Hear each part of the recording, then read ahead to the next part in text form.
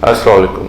मेरा नाम डॉक्टर औरंगजेब है और आज मैं बात करूंगा मोस्ट कॉमन प्रॉब्लम जो हमारे पास पेशेंट आते हैं वो है बैक पेन, कमर दर्द के साथ। बहुत सारे मरीज हमारे पास इस कंप्लेन के साथ आते हैं और उसकी वजह पूछते हैं और उसका इलाज पूछते हैं।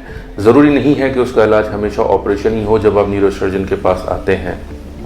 मोस्ट कॉमन वजूहात कमर दर्द की हैं वेट लिफ्ट। एबनॉर्मल तरीके से जब भी कोई वज़न उठाएगा तो बैक पेन होगा।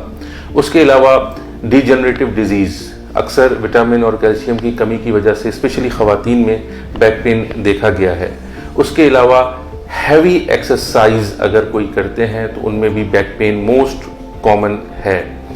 अक्सर हमारे पास हिप जॉइंट पेन के साथ भी पेशेंट्स आते हैं, लेकिन हम उनको रेफ़र कर देते हैं टुवर्ड्स ऑर्थोपेडिक क्योंकि वो उसमें नहीं आते। सेकंड, जो ज़्यादातर इस पे रिस्क पे रहते हैं डेवलपिंग द बैक पेन, उसमें है स्मोकिंग, ओवरवेट जो होते हैं वो ज़्यादातर अगर आप जेंडर वाइज देखें तो मेल पेशेंट्स, और उनकी मोस्ट कॉमन वजह ये है फिजिकल एक्टिविटी, बिकॉज वो ज़्यादा वेट लिफ्ट करते हैं, ज़्यादा एक्सरसाइज होते हैं, तो उनमें मोस्ट कॉमन है। अगर हम इसमें सिम्टम्स देखें तो मोस्ट कॉमनली जो हमारे पास पेशेंट्स आते हैं वो आते हैं बैक पेन की वजह से। कमर दर्द मोस्ट कॉमन होता है और काफ़ी अरसे तक उनको कमर दर्द रहता है और अक्सर मेडिकेशंस लेते हैं, उससे रिलीफ नहीं होता। उसके अलावा पेन जो रेडिएट करे एक टांग की तरफ, आइदर लेफ्ट और राइट, या फिर दोनों टांगों की तरफ उसका पेन जाता है। उसके अलावा नमनेस, सुनपन, जो आइदर लेफ्ट या राइट लेग में वो महसूस करते हैं। उसके अलावा पेशेंट जो है वो यूरिन कंप्लेन के साथ आते हैं कि उनको यूरिन के ड्रॉप्स आते हैं, ये भी एक मोस्ट कॉमन, अगर लेट हो जाए तो ये मोस्ट कॉमन कंप्लेन ये भी हो जाती है मरीजों की। और उसके अलावा इन्वेस्टिगेशंस, जब भी हम बैक पेन को सस्पेक्ट करते हैं या वहाँ पे हम डिस्क सस्पेक्ट करते हैं, जिसे स्किप डिस्क कहा जाता है, शाइटिका का पेन कहा जाता है, तो उसके लिए मोस्ट कॉमन इन्वेस्टिगेशन जो हम करवाते हैं वो है एमआरआई लंबोसेक्रल स्पाइन विथ माइलोग्राम और विदाउट माइलोग्राम। ये मोस्ट कॉमन इन्वेस्टिगेशन है। साथ में हम एक्सरे करवाते हैं, that is flexion and extension lumbar x-ray. उसके अलावा इसमें सीटी भी हो सकता है, लेकिन these are the most common investigation we go through.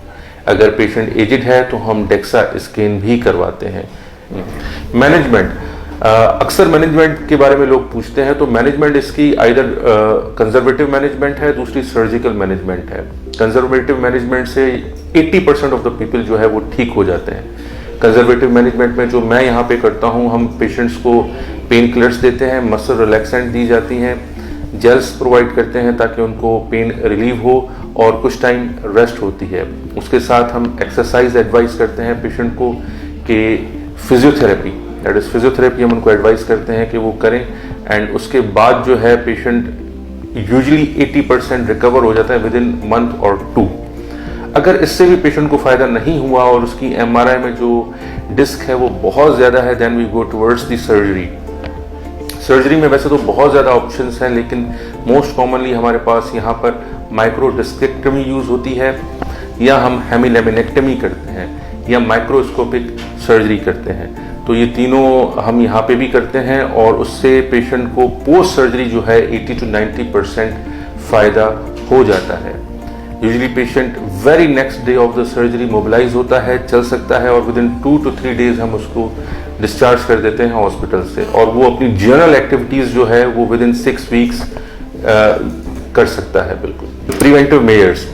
Preventive measures में मैं सबसे पहले तो ये कहूँगा कि कोई भी हैवी वेट ना उठाया जाए एबनॉर्मल पोस्चर में। ख़ासतौर पे हमारे पास बॉडी बिल्डर्स या अक्सर ख़वातीन आती हैं जो पानी के केन्स वगैरह उठाती हैं या बहुत हैवी वेट्स उठाती हैं मार्केट्स में या क्या, तो मैं ये चाहूँगा कि बिल्कुल इस तरह का काम ना किया जाए।